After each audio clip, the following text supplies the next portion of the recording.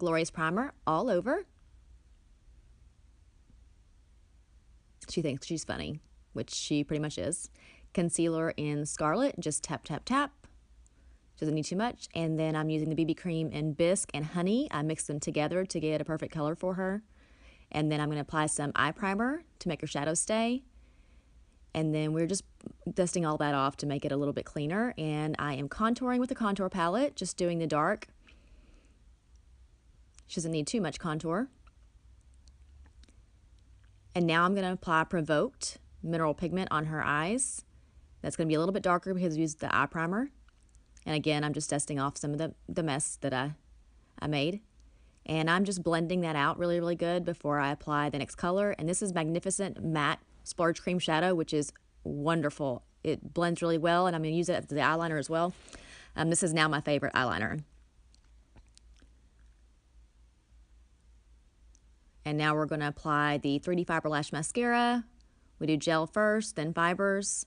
Of course, I'm letting her keep her eyes shut as much as she can so I don't make her a little bit nervous. It's actually a little bit easier to do someone else's mascara than my own, so that's kind of nice.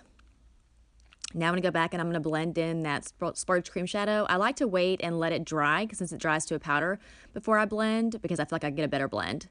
Got a little mascara on there, so I'm taking some Glorious Primer to wipe that off. Really easy. It's like an eraser. And then I just put a little Sexy in the inside corners of her eyes. That was mineral pigments. And now I'm using the brow pencil to do her brows in dark. And underneath I just did some concealer to make sure that they look really nice and clean. Her bottom lashes, she doesn't really like that very much. And I just used my blending bud just to make it look a little more flawless, and some satin powder.